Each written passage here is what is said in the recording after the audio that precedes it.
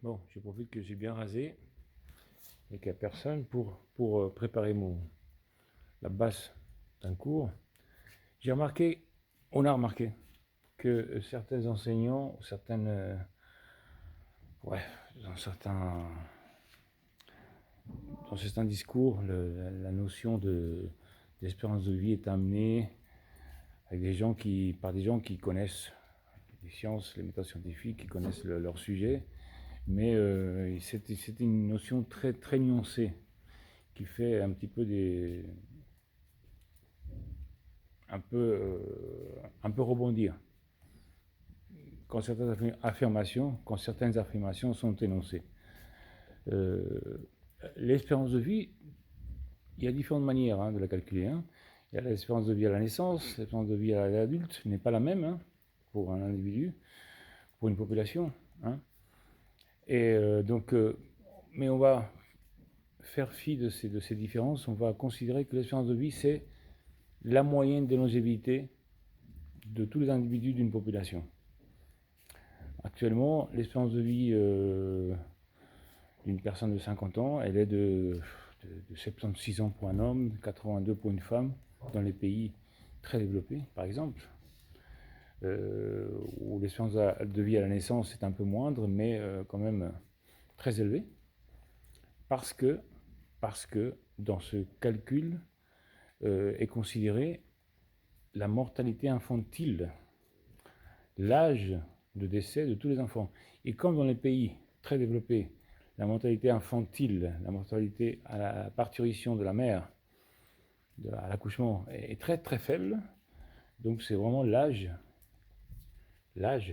et que les pays développés, enfin, étaient jusqu'à maintenant, sont souvent aussi une certaine tranquillité de vie, une possibilité d'accès à la médecine, etc., qui permet de vivre longtemps. On a des longévités très grandes, beaucoup plus longues que celles qu'il y avait il y a une trentaine d'années seulement en Inde, qui était de 56 ans pour les hommes, par exemple. Espérance de vie de 56 ans pour les hommes en Inde. Et au Libéria, il y a une quarantaine d'années, elle était de même pas 46 ans pour les hommes, l'espérance de vie. Alors, quand on parle d'espérance de vie, on la confond souvent avec la longévité. On ne précise pas de quoi on parle, le calcul n'est pas le même. La longévité d'un humain maximum peut être 120 et quelques années, si on prend le cas de Madame Jeanne Calment, la française, la plus vieille personne enregistrée, la plus longue longévité connue, 126 ans, c'est énorme. Ça peut être 115 ans, 100 ans pour d'autres, il y en a beaucoup. La courbe en cloche des longévités, elle s'allonge vraiment au-delà de 100 ans. Mais en moyenne, on vit moins que ça, moins de 100 ans. Voilà, ça c'est la longévité maximum, ou les longévités maximum. Et l'espérance de vie, c'est autre chose. L'espérance de vie, par exemple, pour un homme préhistorique d'il y a 50 000 ans, elle est estimée à peu près peut-être 18 ans ou 20 ans, l'espérance de vie. Et on se dit, on est surpris quand on lit ces chiffres, quand on lit cette donnée, cette estimation, on se dit, mais comment faisait-il pour se reproduire? Puisque 18 ans, si on meurt à 18 ans, on n'a pas vraiment le temps d'avoir des enfants. C'est justement pour la raison que je viens de donner, c'est parce que l'espérance de vie est une donnée qui comprend la mortalité infantile. Si les hommes des cavernes avaient une progéniture, une portée qui va durant la vie de 4 à 8 enfants, et que parmi ceux-là, le 9/10e meurt à un âge précoce, ou à la naissance, ou avant 3 ans, ou avant 7 ans, et qu'il reste très peu ayant passé le cap de l'adolescence, arrivant à l'âge de reproduction, eh bien l'espérance de vie est à ce moment-là très faible. Pour des individus qui, une fois passé l'adolescence, une fois ayant atteint l'âge adulte, peuvent vivre aussi longtemps que nous, même 80 ans, sans problème. On peut imaginer des hommes préhistoriques qui ont vécu 80 ans, voire plus. mais avec une espérance de vie de 18 ans pour la moyenne de la population. Pour comprendre ça, pour bien comprendre ça, on prend un exemple extrême. On va prendre la pieuvre. La pieuvre, le poulpe, la femelle vit à peu près 1 an, 1 an et demi. Le mâle un peu plus, mais même pas 2 ans. Ils vivent très peu. Ça, c'est leur longévité. Par contre, l'espérance de vie d'une pieuvre, elle est de quelques jours seulement. L'espérance de vie, dans ce cas-ci, dans ce cas précis, est la moyenne de toutes les longévités des adultes comme des bébés. Or, comme une pieuvre pond jusqu'à 700 000 œufs, de 200 000 à 700 000 œufs une fois dans sa vie, une pieuvre femelle, ensuite elle meurt, malheureusement pour elle, et que ces bébés pieuvres vont alimenter le plancton, c'est du miam-miam, c'est de la soupe pour les autres animaux en mer. Hein, la plupart des pieuvres sont destinées à mourir, à être bouffées, malheureusement pour elles, dans les quelques jours ou quelques semaines ou quelques mois qui suivent, parce qu'elles ont une taille très petite et elles servent de miam-miam, comme la plupart des alevins de poissons.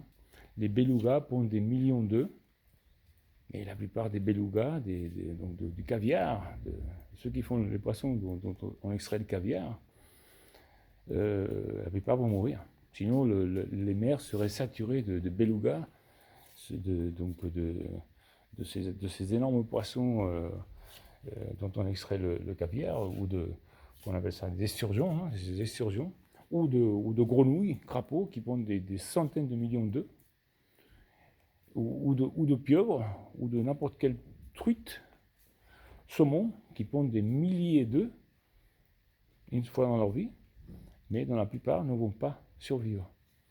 Et donc leur espérance de vie est extrêmement courte, de la moyenne de l'espèce.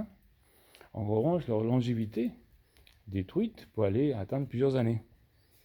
Mais leur espérance de vie, par le calcul qui inclut la mortalité des enfants, de tous les descendants, à peu près 99,99% pour mourir dans les quelques jours, eh bien, elle est très faible.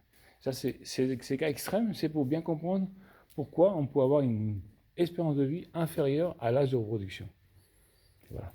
Dans le cas des humains de certaines populations avec un énorme taux de mortalité à une certaine époque, de mortalité infantile, l'âge de reproduction était supérieur à l'espérance de vie, qui est un calcul problématique, un calcul compliqué à faire. Hein. C'est plus compliqué que de faire la moyenne des vies, hein, des longévités. Mais c'est à peu près ça, grosso modo. Voilà, pour évacuer cette confusion. Donc, tout à fait possible d'avoir une espérance de vie très très faible et une âge de reproduction beaucoup plus élevé. Voilà, ça c'était une des trucs que je voulais évacuer ici, parce que ce n'est pas la même chose. Âge de reproduction, espérance de vie maximum, espérance de vie à la naissance et longévité maximum, pardon. Ou les longévités que l'on peut atteindre biologiquement parlant. Les tortues, par exemple, les tortues marines, par exemple, ont une longévité énorme. Hein. Elles peuvent vivre même plus d'un siècle. Hein. Par contre, leur espérance de vie, en tenant compte du nombre de tortues, de tortues qu'elles pondent à chaque année ou chaque fois qu'elles vont se reproduire, et que la plupart vont mourir malheureusement, est bien plus faible que leur âge de maturation, que leur âge de reproduction. Idem pour les crocodiles. Hein, ils font beaucoup de bébés, beaucoup vont mourir, et là, par contre, la longévité d'un crocodile, elle peut atteindre une centaine d'années. Hein. Et tout ceci sans oublier que j'ai oublié, j'en parle plus puisque je viens de l'oublier. Sans oublier que, voilà, que, par exemple, pour une pieuvre qui pond des millions d'œufs, c'est parce qu'elles ont une stratégie de reproduction où ils ne vont pas s'occuper des bébés, hein, et la femelle s'occupe des œufs accrochés aux petites grottes où elle va les aérer, etc., les protéger. Mais une fois qu'ils éclosent, le courant va les emporter, la mère ne s'en occupe plus, la mère va mourir, hein, tout simplement. Va mourir d'inanition. C'est des stratégies de reproduction où les parents ne s'occupent pas de leurs enfants, mais ils pondent beaucoup. Nous, les humains, les mammifères en général, nous avons beaucoup moins d'enfants, de descendance, mais nous nous en occupons très bien. Les oiseaux font pareil, on s'en occupe jusqu'à ce qu'ils aient l'âge de s'envoler et qu'ils aient appris à chasser, à voler, etc. Voilà, nous éduquons nos enfants. Donc, pour tout cela, il suffit d'avoir 2, quelque chose de descendants pour assurer la pérennité de l'espèce.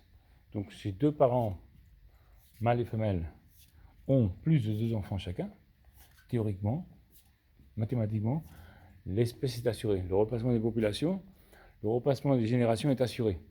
Mais si on a plus de survivants, bien entendu, c'est mieux pour assurer. Mais à partir de 2 points quelque chose, on assure la descendance. Si eux-mêmes se reproduisent. Hein.